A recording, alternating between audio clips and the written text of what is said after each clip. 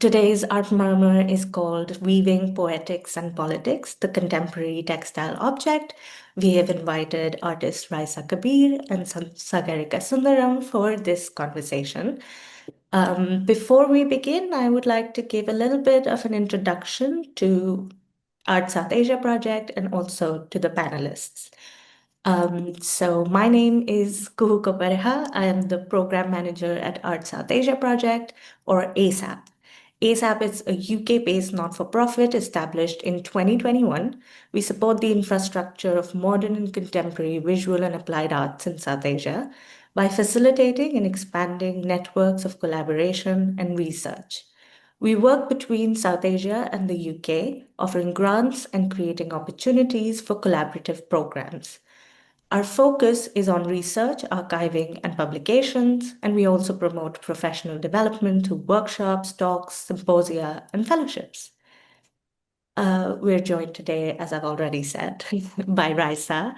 Raisa was born in 1989 in the UK. She lives and works between London and Chicago. Kabir utilizes woven text, textiles, sound, video, and performance to materialize concepts concerning the cultural politics of cloth, gendered archives, and colonial geographies.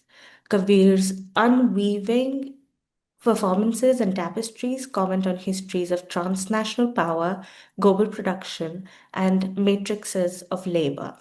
She also uses her textile work to use in her textile work. She also uses queer theory of entanglement to weave discourse about disability, resisting function, and the queer radicalized body as a living archive of collective trauma. She has participated in residencies and exhibition work internationally. Some of them include the Whitworth, Tetley, Glasgow International, Craft Council London, Ford Foundation in New York. Raisa has lectured on her research at Tate Modern, ICA, the Courtauld, and the V&A. We also have Sagarika Sundaram. She was born in Kolkata in 1986 into a Tamil family and spent much of her childhood in Dubai. She graduated with an MFA in textiles from Parsons, the new school in New York, in 2020. Previously, she also studied at the National Institute of Design, Ahmedabad, and at the Maryland Institute of Art in Baltimore. Sundaram's work has been exhibited in Art Basel, Unlimited, the Bronx Museum of the Art, New York, the Moody Center for the Arts at Rice University, Houston, Texas, British Textile Biennial in the UK, the Chicago Architecture Biennial, and Salon 94 in New York. Sundaram is represented by Nature Moat and Alison Jack's Gallery, and she lives and works in New York City. Welcome both, and thank you so much for accepting ASAP's invitation. I'm gonna begin by asking the first question, which I've addressed to both of you. How did you arrive at textile as a medium in your practice? What do you think the fiber or fabric exactly allow, or what is their potential um, that became crucial to your art making?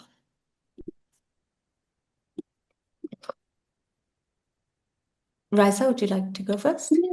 Well, thanks, Kuhu. Thanks for that introduction. That's really lovely. And will the audience get an opportunity we could send some slides so maybe they can you can have that on as a carousel. Some people might not be familiar with our practices. Yeah, Um, definitely. okay, so how did I arrive at textiles as my medium? I mean, I've done like the solid answer that I tend to have in my kind of interviews is that I was surrounded by textiles in my home.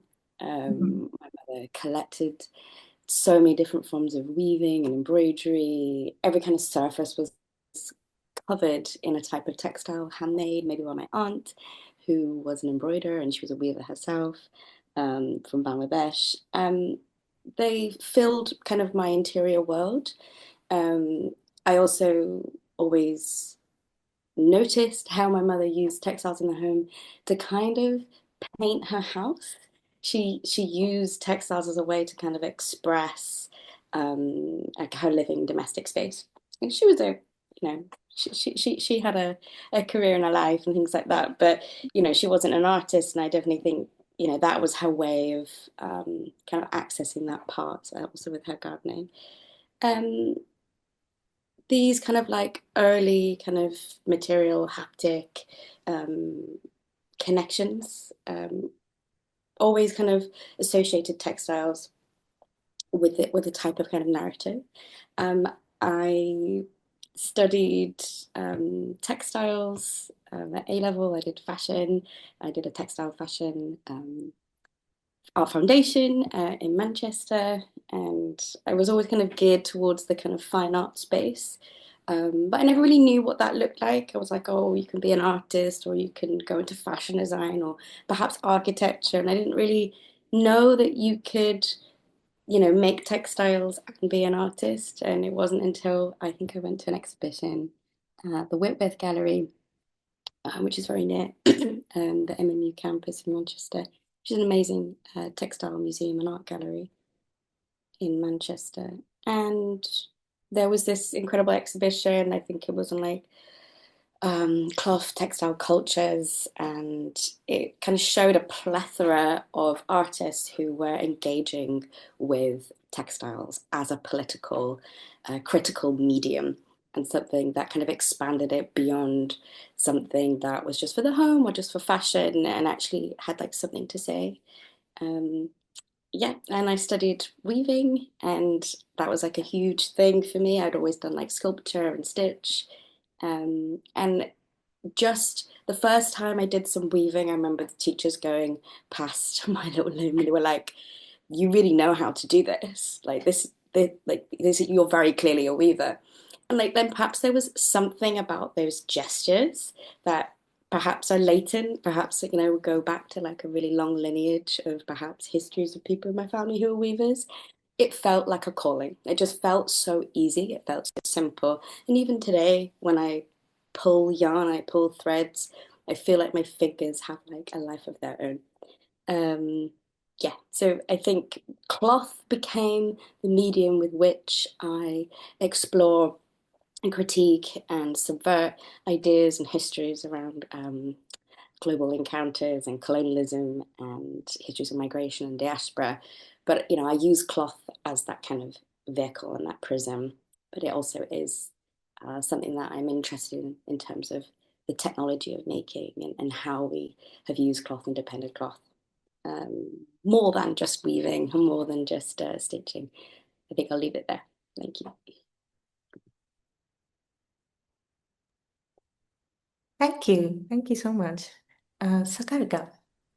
How did I come to textiles? I think for me, it was I quite think you're muted, recent. Sagarika. I'm not muted on my end. I can hear I mean, I haven't, can you hear me? I can hear you. Can Okay. you hear her, Raisa? I think, We can hear you. okay. Mm. Um, so it was about 10 years ago in London, actually, Mhm. 2015. I learned how to make felt on a lady's kitchen table in Golders Green, Yeah. and it was a half-day workshop. And it was a period in my life where I studied graphic design and visual communication at NID in Ahmedabad, 2004 to 2008. And I was always very interested in the more, I did go down the digital route, but I was very interested in paper and ink and the tactile aspects of the discipline. Mhm. And when I lived in London 10 years ago, I had kind of professionally moved far away from working with my hands and was craving that kind of, somatic way of working, haptic way of working, as Raisa says. Um, and yeah, I took all these different classes in textiles, weaving at the Hand Weavers um, Society in Seven Sisters. I don't think it's there anymore, sadly. I traveled all across the country to Cornwall to study indigo dyeing and ikat weaving, and I learned how to weave a rug at in Nayland in Colchester from what's his name, the man who wrote the Bible, Peter Collingwood's from his son at his workshop. So I took all these classes, and felt making is something I wanted to learn for a very long time. I had always been drawn to it. I had a very bodily reaction to it, and I felt like it was very plastic. There's something, I mean, weaving is this like, it's very linear because of the X and Y axis, the two, the grid. And whereas felt making for me feels like, technically is a non-woven. It's very much like I can mold it and I can do all these things with it. And yeah, I mean, I worked in, for a couple of months. I was assisted an artist called Claudie Jongstra in the Netherlands, in a very remote part of um, um, the Netherlands, where they don't even speak Dutch. It's Friesland. And that's where I also kind of really got into my dyeing processes, because that's where, that was my main responsibility. So I really went very deep into natural dyeing. So it was kind of in my MFA at Parsons where I put all my skills together, because I frankly didn't feel like I had a lot of time. And I just decided to work with what I knew. And I had made one sculptural work in 2017 in Bangalore after I lived in London. But all of this for me connects to my work when I was in, work. But when I was a student I studied in India, even though my parents were based in Dubai. I studied at a boarding school from age 11 to 17. And we had a very robust batik department. And yeah, I was working in textiles from a very young age and working with dyes and a resist technique and a delayed process of creating an image. And in a way, the way I work with felt, I work in reverse. I start with the image side, the side that's facing the viewer first, and build backwards. But really, what I'm doing is making pockets and exploring the idea of nesting pockets within pockets, and the relationship between inside and outside, and what's hidden and manifest or revealed. And so the title of my solo show that's on right now at Alison Jake's um, in London is called Release, and it's about that opening and that kind of, discovery, which is very much mirrors my own relationship with textiles and the work that I do, which is one of surprise and discovery and yeah, kind of a reveal.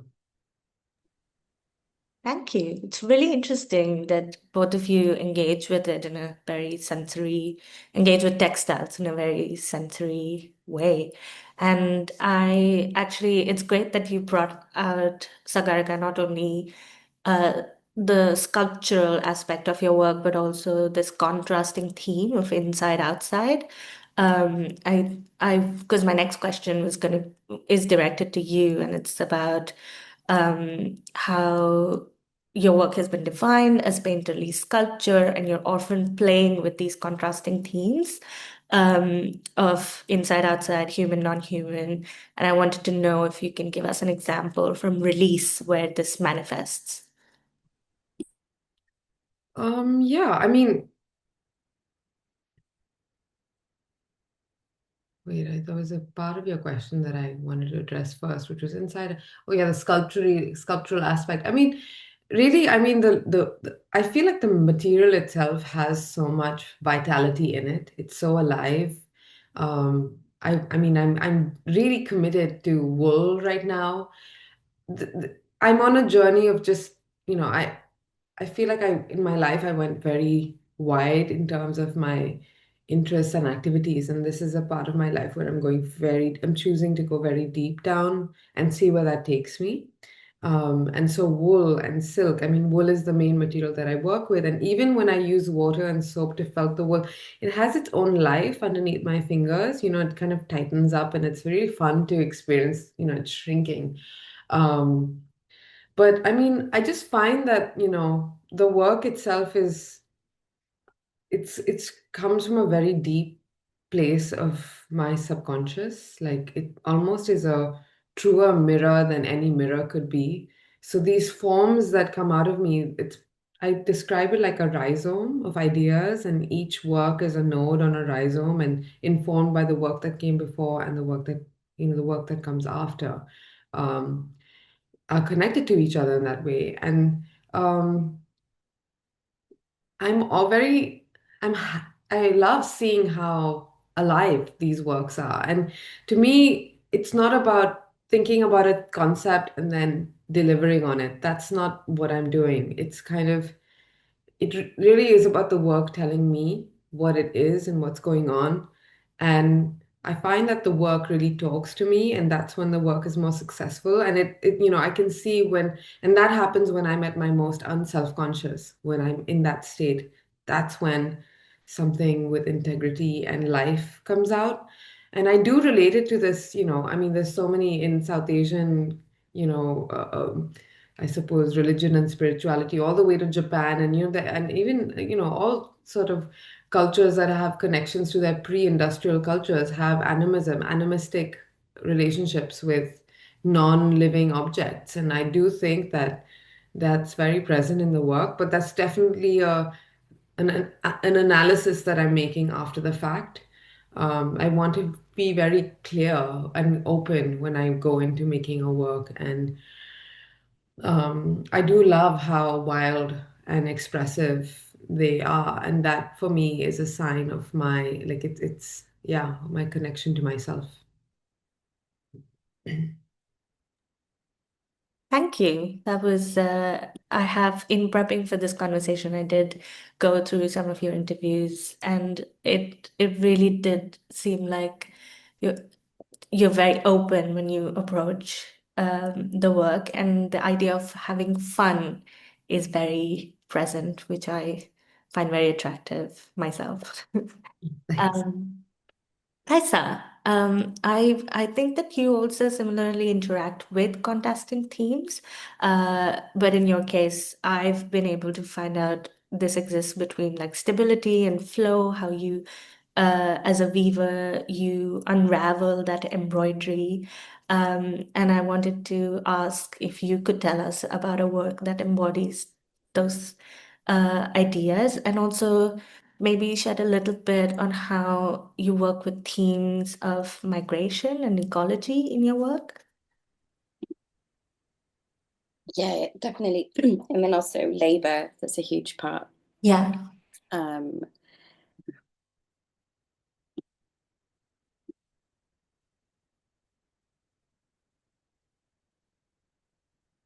Sorry, Raisa, you're on mute. I completely unmuted myself. I don't know how it happened. I said, but you heard me, yeah? I said, and labor. Yeah, And I did. yeah. So when I first came across the histories that connected the trade extraction and relationships that were forged between perhaps these encounters with the British East India Company and cotton weaving, muslin, and all of that history. And I remember this was quite young, probably going to university. Bearing in mind, I grew up in Manchester, which I'm sure most people know is at the epicenter of the rise of British industrialization and the huge swathes of wealth that was accumulated through kind of exploitation of labor and materials from cotton from elsewhere, including the South Asian subcontinent and the American South and the Caribbean.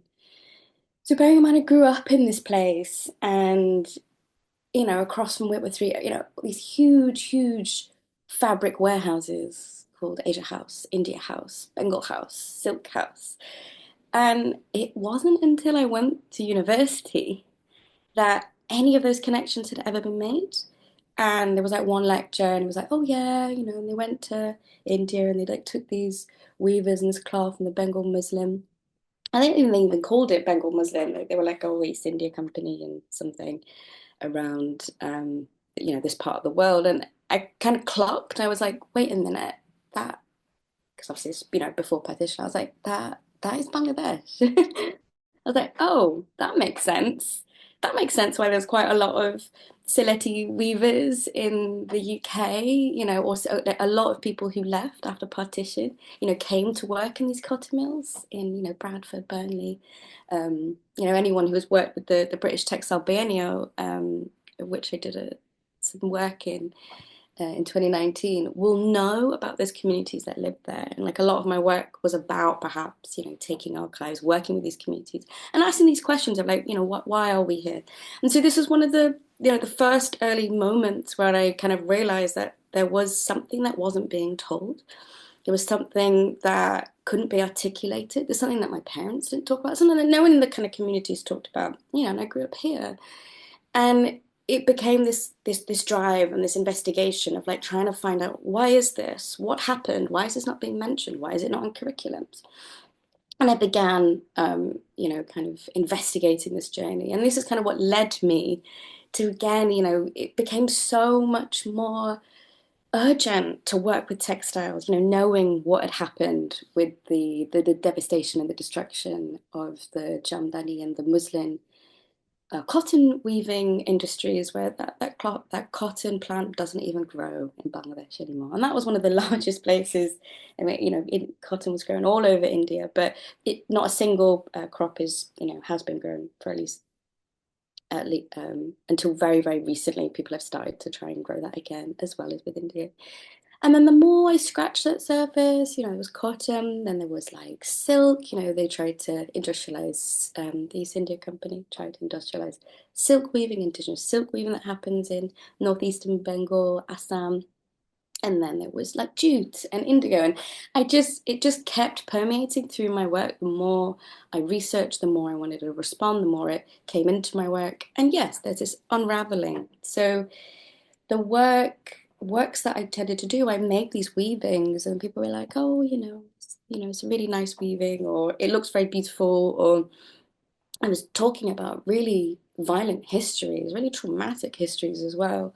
Oftentimes I would develop this technique, which I call unweaving. So it's a type of weaving, and it's like a type of 3D weaving, and it's like a pile, but it looks like it's kind of rupturing and things are kind of coming out. And I've done that about partition. I use cotton and silk, and these are very much hand processes. Then there was moments when it wasn't enough, and so I would use sound, I would use my voice, I would interlay my voice in performances with my mother's voice, different types of poetry, and then I started performing. I was literally unraveling these warps, the context of the warp, if you're a weaver, means, every single thread has to be in exactly in order, in a special set of lines. If you lose that, you will lose all of that labor. It's extremely hard to make a warp, especially if it's 10 meters. It's such a precious thing. And in some of my early performances, examined undoing that. And so like doing these gestural actions of making the warp and then completely undoing it, completely untangling it, almost cutting it sometimes. Performances where I dragged a loom with my body and I danced with the loom. Sometimes I would make a loom between the soles of my feet, so I would stitch into my skin. So again, it's these performative gestures that brought these narratives of kind of these embodied archives of trauma that I carried and I latent within me, but hark back to generations and generations. And I guess all I can say is that I was compelled to make these works and to use my body to kind of dance and convene, commune with the textiles and the weaving as a kind of a dance, because it is a set of gestures that repeat.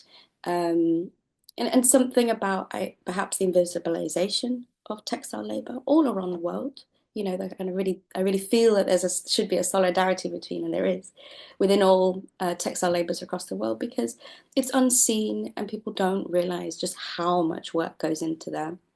And for me, it's a metaphor really about all labor that's extracted under capitalism and these legacies of empire between the global north and the global south. But yeah, I'll leave that there. But yeah. Yeah, thank you.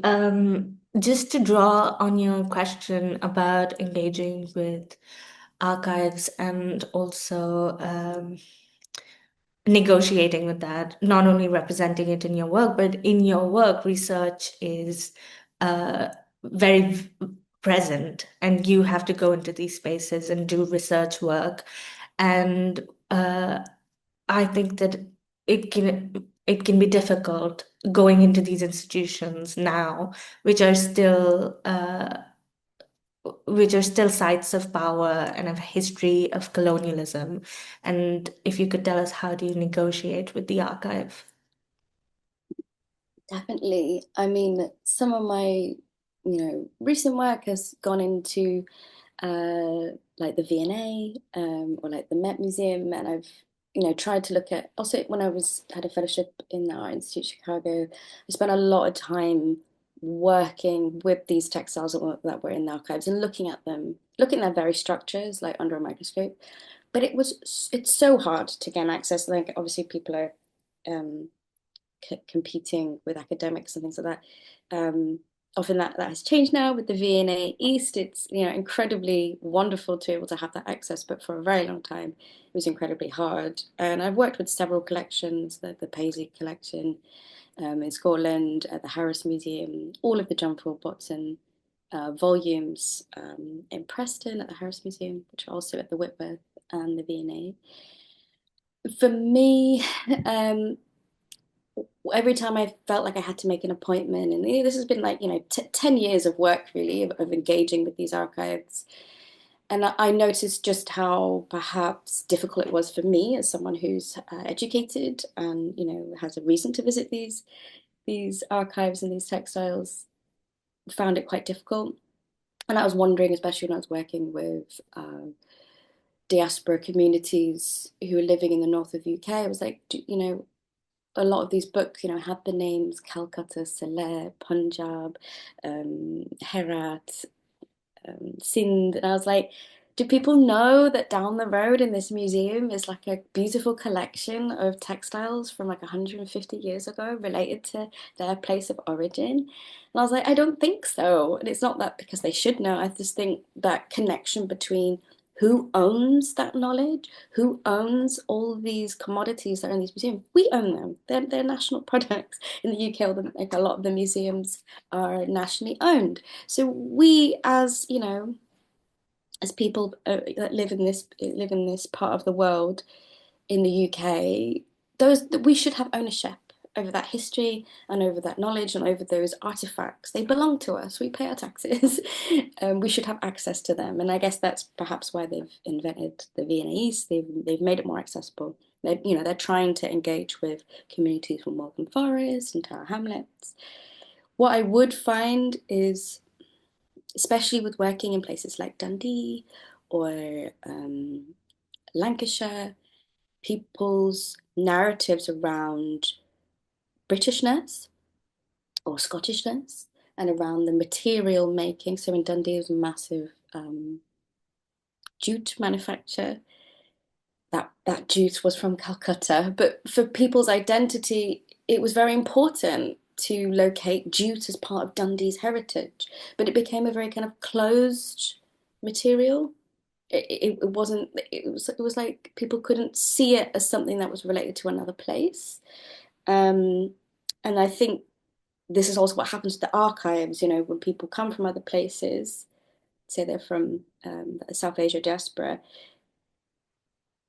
even though they were coming to Lancashire or Dundee, there's a massive Bangladeshi population in Dundee because of the jute. And, there's been hundreds of years of people coming and going and visiting and arriving. It didn't just happen in the 40s and 50s and 80s. It's been a very long, ongoing series of migration. And for me, it's about these archives belong to everyone, and people's stories and narratives are included. They are not separate from British history. They make up and are a part of it. And that's why I try and make very clear. So some of the work where I was zooming into the archives, so I wanted to kind of look at the textiles from a microscopic angle and then reweave them myself. as a way of reweaving the archive and asking, how do techniques, materials, knowledges of how these complex textiles are woven, which do not originate in Britain or Europe or Italy or France, suddenly become British and they become Italian, they become Venetian. And I'm very interested in how people take ownership of those narratives and how this conjunction of the time that we're in, European design sensibility takes precedence, but at moments in time in history that has changed, that has shifted, they originate in other places.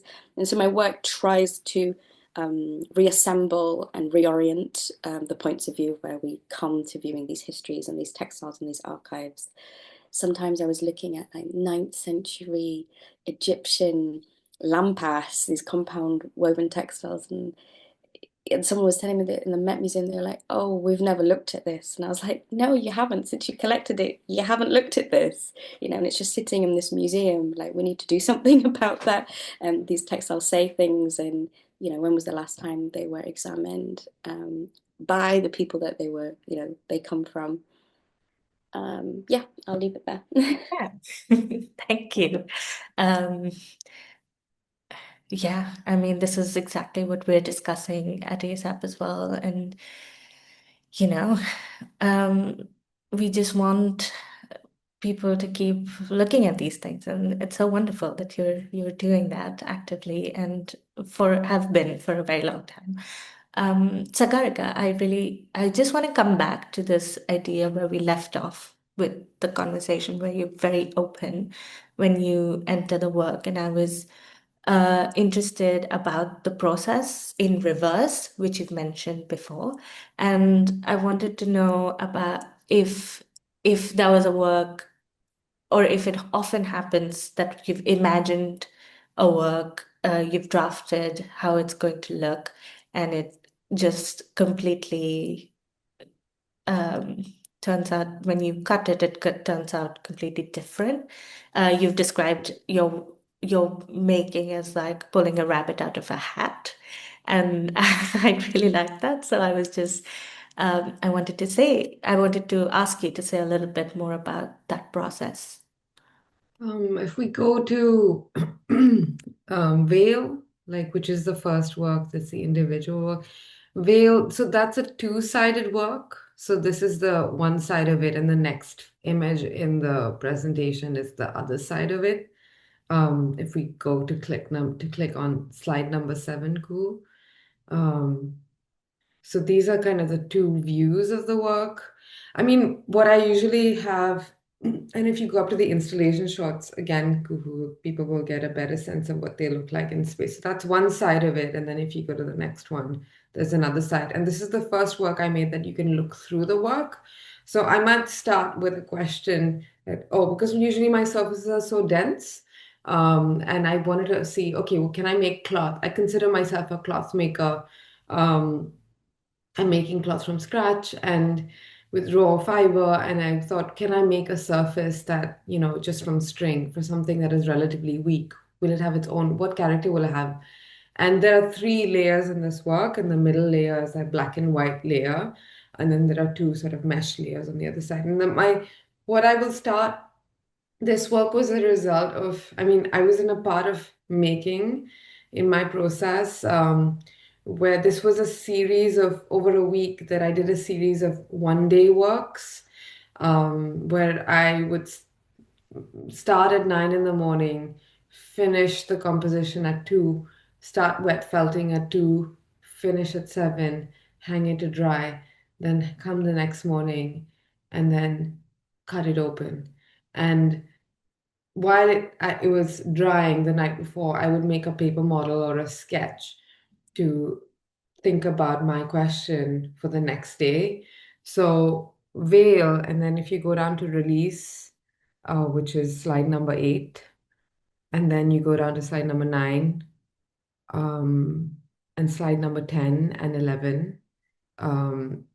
These were all a series of one-day works, so things that I made in that process. So I usually make a paper model. It's very rudimentary. Like I might even just take a little piece from a book like this and just kind of sketch where the action, or is it going to, what the idea is really, but it changes a lot. As soon as I get to the table, it takes on a life of its own. I mean, I think that that is what should happen. Like the logic of the work needs to reveal itself when I'm at the table, because I can conceptualize or conceive as much as I want. And I think that's a quite different approach from weaving, because you really need to know before you weave, like your width, your warp is your width. And like, you can, it's, for me, weaving is a lot of like, preparation, and then, you kind of like flowing. But with felt making, there's a lot of decisions that am I making one fold? Like with this one, there are 3 layers. This is star, and this is also a double-sided work. The picture of the back is in there. So it's like, I could even nest even further, and that's a decision that I could choose to do while I make the work, and so in that sense, the final work, I only have a sense of what it looks like when things are cut open. There are no cuts in this. There are cuts in this one actually, but it only when I cut everything open and then I hang it up, and gravity, it relates to gravity. That's when I understand the work. Sometimes I sew wires. Um, I leave openings in the work for armature, so hanging armature, but also for wire in case, I want to embed anything in it. And so that, when that happens, it's relating to gravity in the sense that it's working against it. So holding it up is just, it's kind of also like, sometimes I feel like in it's like feels like a deity when people are walk around and kind of the darshan, the kind of the eye, like in a Hindu kind of tradition where you the viewing, active viewing is very important.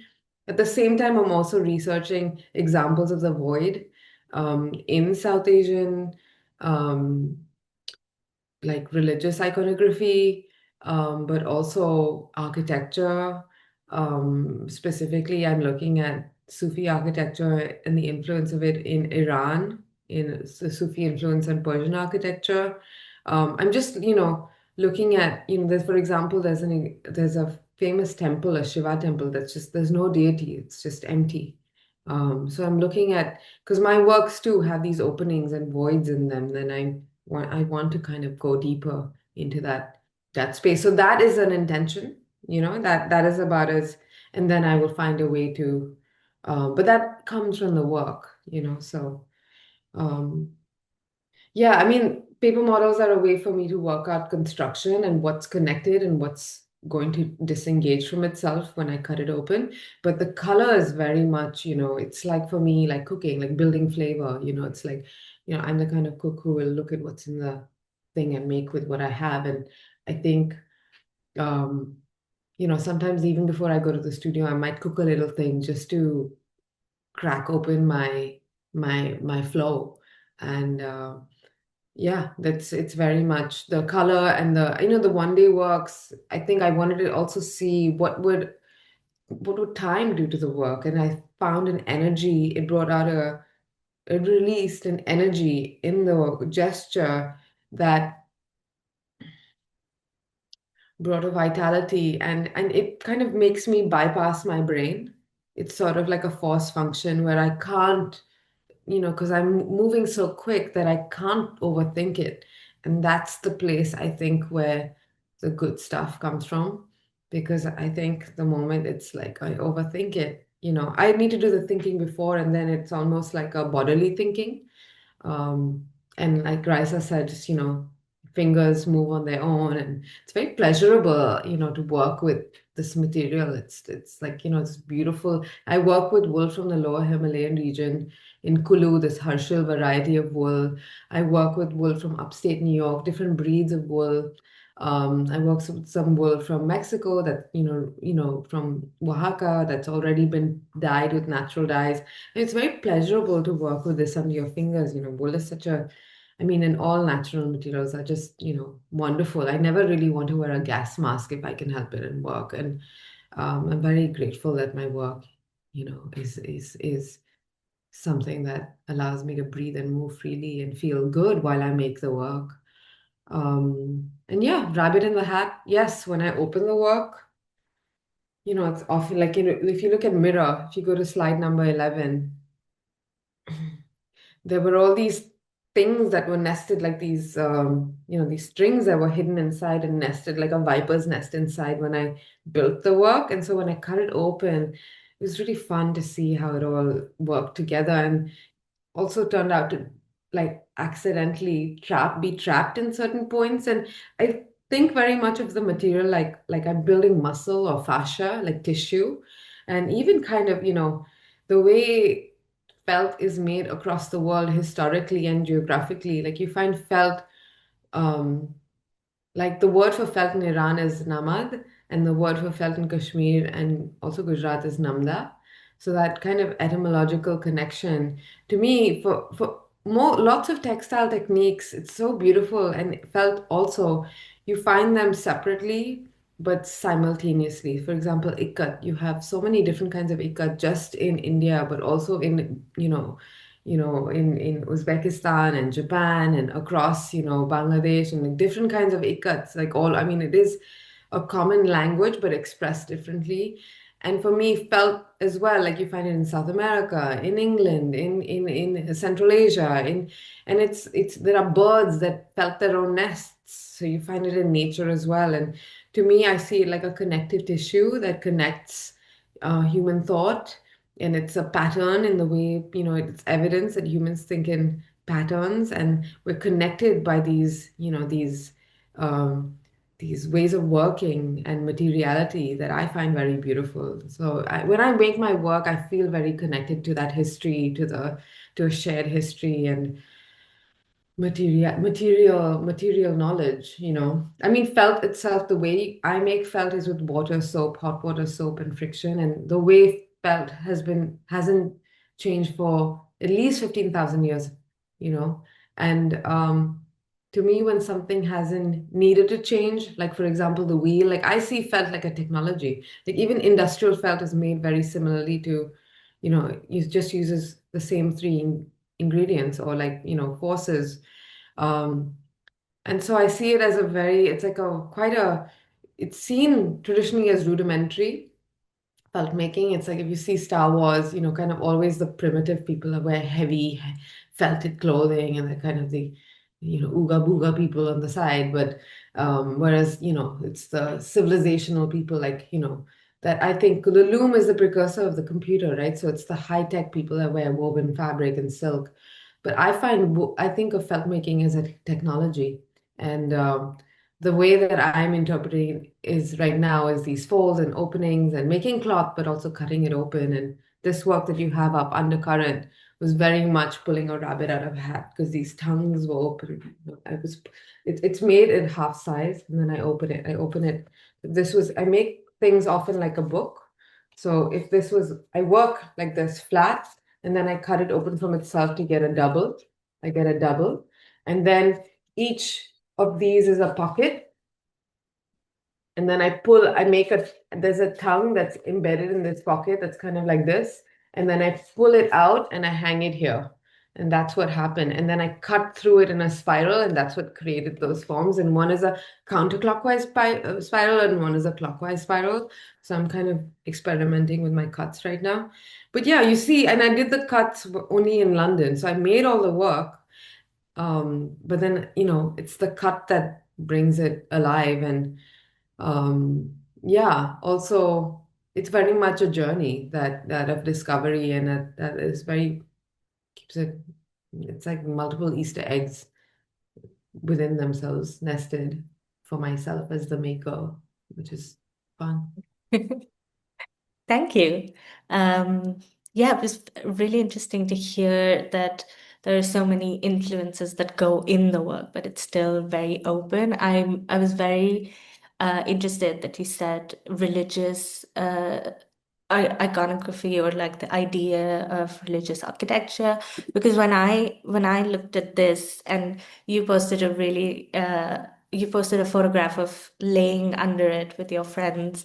I was thinking about the nomadic um, temple shrines that people used to carry in India, and that was the first thing that came to my mind, even though within the work there isn't anything that speaks to that. So yeah, it's what I love about textiles, that there's so many layered um, interpretations. I would like everybody to please send us questions in the chat. And while we wait for the questions, I will just ask the last question I have, which is the notion of body that keeps appearing in both of your works. And as we have already seen, both of your works, the works are quite distinct, but you both work with either the idea of the body or with the body itself. And I think it would be really interesting for everybody to see, uh, to understand that within your work. Thanks, Kuhu. Yeah, I think I can see in Sagarika's work, like the body is so present because of what has been left, and also the kind of presence I think that the works have. And I love that kind of connection between, yeah, how the languages of words, have spread all across Central Asia, and we're all kind of connected with these technologies and linguistic terms, and that's something that I've explored in my work with the kinkub, which is known as kemma in Ottoman, Najij in Mongolian, and then it's called Necheti in Italy, Kankwab in Central Asia, and then kinkab in India. And all you see these kind of techniques and processes which would have been shared and changed by processes of so many different empires and the Mughals arriving and things like that. Some of the techniques that I explore are a type of weaving that emerged in 10th century Iraq, Iran, in kind of this kind of region under the Abbasid Empire, Baghdad being the kind of epicenter of the Abbasid Empire.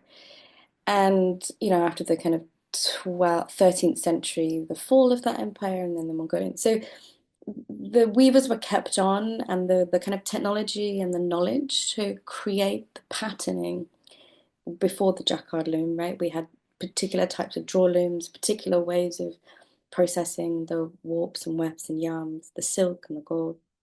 There's a particular person that could translate the designs, which were figurative and complex, into woven cloth, and they were called the Naqshband. And you still find those Naqshbands still today in India and South Asia and Bangladesh, and they can trace back their heritage, to these group of craftsmen. And their work is so invisibilized. And, throughout all of my work that looks at different materials, especially when I'm working with archives, the textile, in the museum, it's so divorced from the place it came from, the person that made it, its provenance, and also the name. It's so rare, to have the name of the maker. And part of me performing with my textiles or building looms and putting my labor into the gallery space, or the loom into the gallery space, or building a loom and warping it and hammering and making these gestures present and visible in the gallery space, was to put the craft maker, to put that craft labor in the gallery space, and to be like, these are not just beautiful, delicate textiles. They have come from endurance. They've come from sacrifice. They have come from repeated amounts of hard labor that aren't just about textiles, but about the histories and relationships between the global north and the global south. Sometimes I place my own body, and what I've been working with recently is these ideas of tension and weight.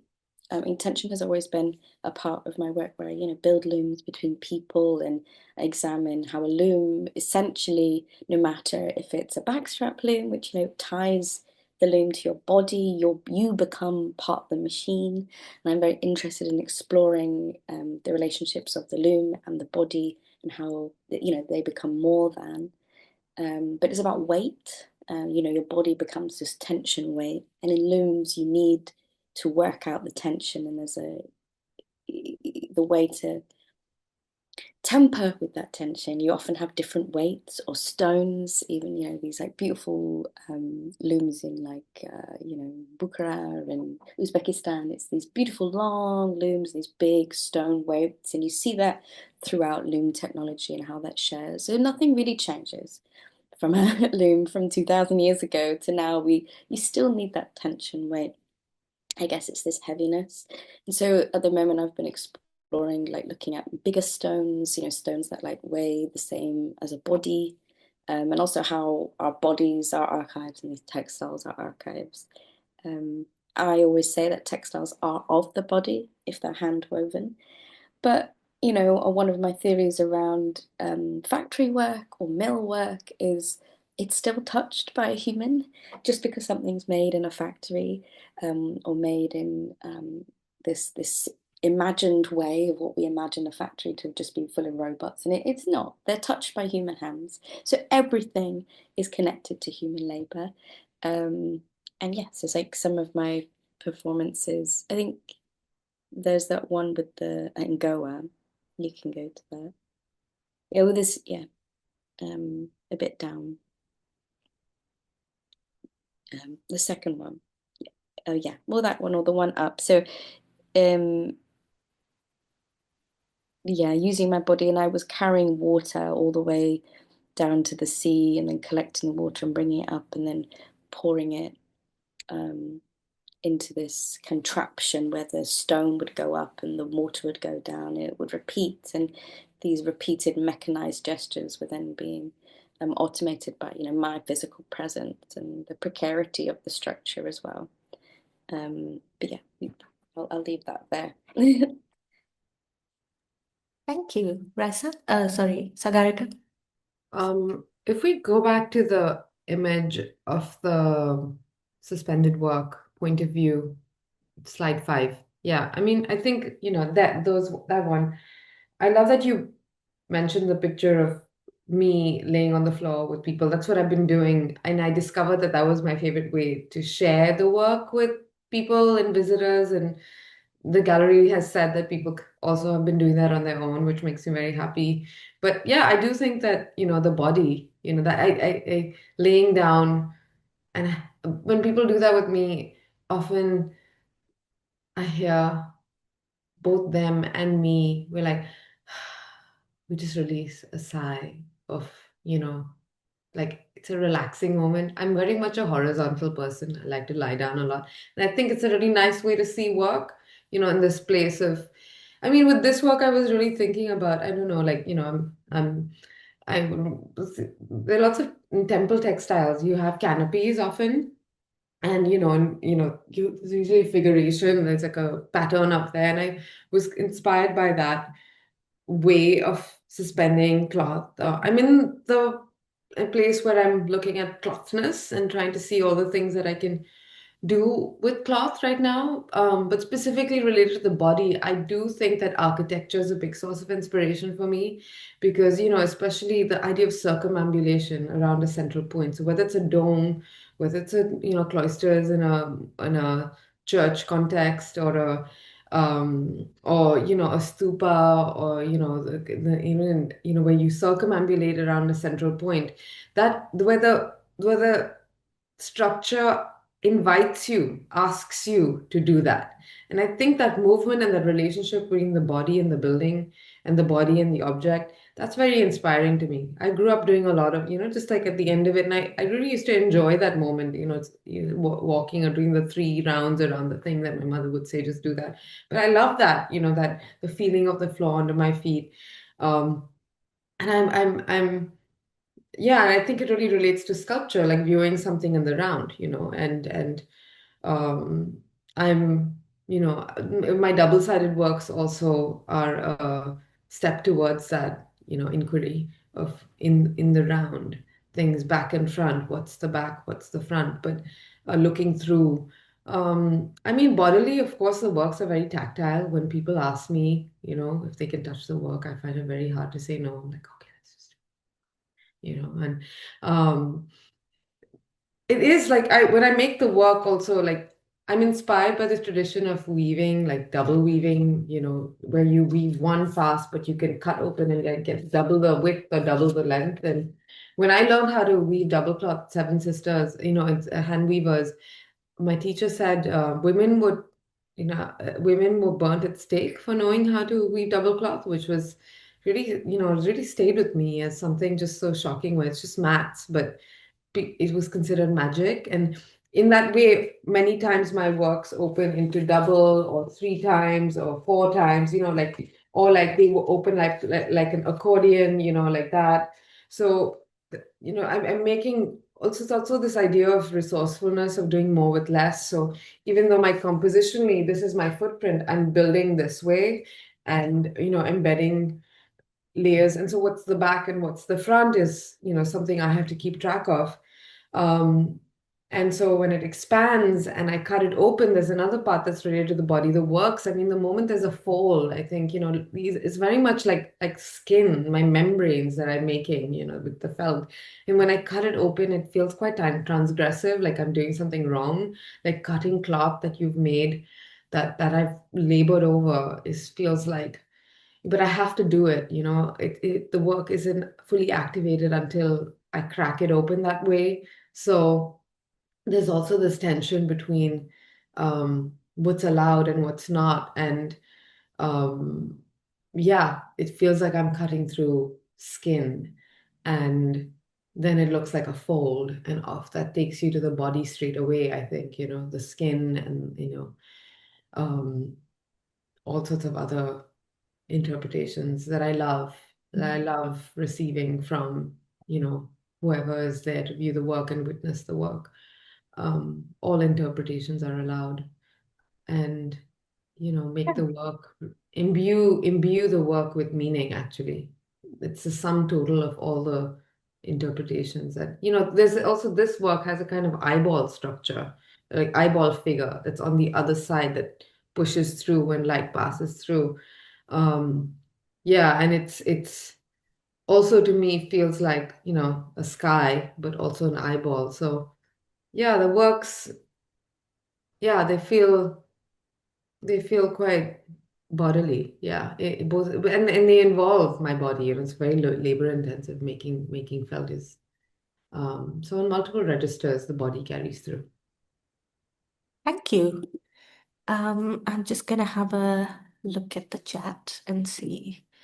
Uh, Sorry, we're so close to time, but if you guys are okay, maybe we can take 2 or 3 questions. Sorry about that. So we have Komal. Komal's question is, what experiences or opportunities have been pivotal to the development of your professional practice? This could have been a life-changing moment, or it could have been through a community or people. This is a bit of a vast question. I'll just Who would like to? Sorry, go ahead. No, I was just going to say, when I was taught weaving in a kind of industrial way, in the UK, you're taught on these like very beautiful, wonderful mechanical machines using, fancy software, and it's really great. But often when students leave, they don't really have the skills to then like figure out how to do weaving by themselves without all this like fancy technology. That's not necessarily taught. It's something that I'm trying to include and change. But what was really pivotal was, working and visiting weavers in different parts of the world, where you basically just needed just 2 sticks to make a wall, 2 sticks to make a hat, 2 sticks to make your loom. And those communities where weavers in Oaxaca in Mexico, and also in Bangladesh in the Chittagong Hill Tracts and Chamdani weavers. And I think exploring different places where technology is viewed from a different perspective, and the relationships between the hair cloth and the apparatus that make the looms changes your point of view. And I think that was very life-changing for me, to understand that anything could be a loom. For me, I think like I feel like growing up in India and being a South Asian,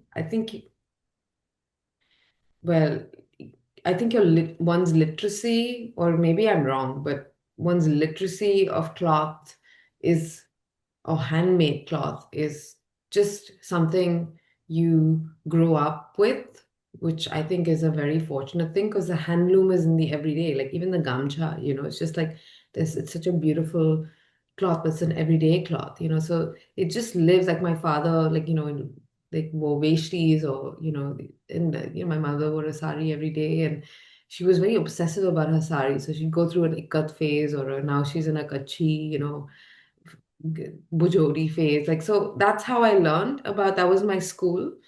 Um, I mean, so that was really kind of, also my father tied my first sari for me when I was like 3 or 4. So it was not a gender thing, knowing how to pleat, knowing how to drape. So I think that was very formative for me, just knowing how to handle cloth. Like my grandmother, when she would wear a 9 yard sari every day, like watching her wash it, and then, hang it on a high hanging rope with a stick and unfolding, and she was so precise about it. Was really, like, something I admire. And I think when you're a child and you watch people do things you admire, you take them on. So I also admire, like, my grandfather was such a stickler for how vegetables were chopped, whether they were small, or, if bindi was like okra was small or big, it was a completely different dish, and he used to get very picky about it. And I really kind of took that on. So all of that, precision and care comes into my work. But I do also think, going to the US, like, I feel like was very formative for me, because you have to do everything yourself, because labor isn't structured in the same way. I mean, it's not that you can, in India, my experience is very much like you go to a karigar and stand over them, or you work with them, and in a sense you're art directing, or you're kind of, and or like, the relationship between making is, I think, it's different. It's one step removed. Whereas in the US, I was kind of, I had to dye everything. I had to, there's like no felt maker that I can go to and say, hey, can we get this done? So I think that was really wonderful for me. I really kind of took to it, and it made me push into my inquiry deeper. And I think, it's for me, one is not better than the other. It's, both are valid, both are wonderful, and kind of can complement each other. But specifically, I think that I've benefited from, in New York, like residency spaces. So I had studio space for free studio space for almost 4 years cumulatively, which was a huge help. It was just kind of, and one of my studio spaces was in the World Trade Center on the 28th floor, and I didn't have a door.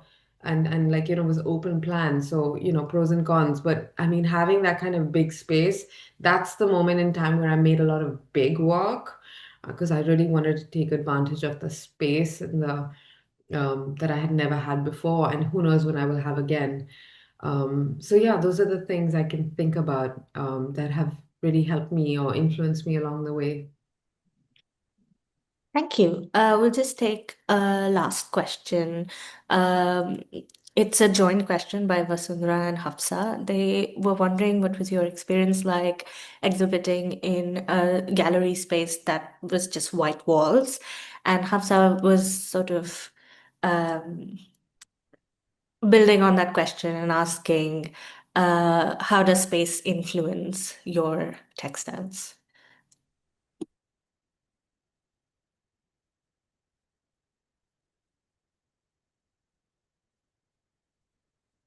So, sorry, could you repeat the question? Raisa, were you speaking? No, no. No. Do you? Sorry, I blanked out. Could you repeat It's it? okay. That's fine. The question was how what was your experience? Your work is really colorful and textile. What is your experience when it's put in an exhibition space that's essentially all white? And do you think that affects? Sure. I mean, this is my third solo show ever. So I'm still kind of making sense of what it means to show in a white cubish space. So much of the thinking still takes place in the install, in terms of, so I'm still reading in the process of reading the work while the things are hanging. So we had 8 consecutive days of very intense install. And then I've also done mosaics, glass tile mosaics for the first time in this show. So, thinking of the relationship between hard and soft, and I'm still very much, it's not like I have a clear plan of what's happening. I think the wonderful thing, and I also think that working with Alison, she has so much experience. And someone like Alison or Peter Nagy, like they have so much experience installing. Like this is my third show, but this is probably like the 100th show. So I really love the kind of collaborative moment where you can dialogue with somebody who I'm very open to ideas and, kind of, so the canopy, like hanging it like a canopy, it was my initial idea to hang point of view like a canopy when I made the work. But as it was shown a few times, it was always against a wall and I was always a little sad. But when we came to the gallery, Alison suggested, hey, why don't we hang it like a canopy? And that I was like, oh my God, I'm so happy. So when two people have the same idea, I think it's a good idea. So that's what and it's the first time I had 4 channels embedded in the work to hang it in that way. And what I didn't expect is that the hole that's embedded in the work in the center causes it to drop down and bulge in a kind of pregnant, gesture. And that was, so my works often like, I don't know whether I'm going to hang them portrait or landscape, front or back. So that's very much still being worked out in the space. So it doesn't feel like sticking things in a cube, to so to speak. It's very much provides a chamber to kind of allow the works to breathe and take on their own life. Thank you. I'll just say a little bit around that second question. Yeah, the space does influence the textiles that I make, often because I do a lot of site-specific pieces, such as the performance that was in the Whitworth Garden in the gallery outside.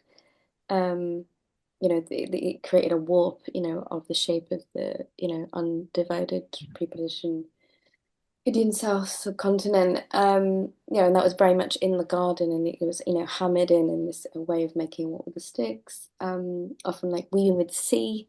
So the loom was made out of stones from this place in just outside of Glasgow.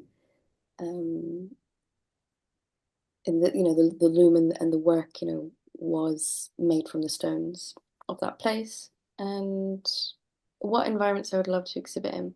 I think when I got to show in, I don't know, the Queen Street Mill, looking at this like amazing textile museum of, 18th, 19th century cotton production in Lancashire, it was a really wonderful space to respond in. So yeah, I don't know what's next, but I think for me, building things outside, I think I'd really love to maybe do something more kind of big and sculptural that could like be outside for a lot longer. That would be really interesting. Thank you.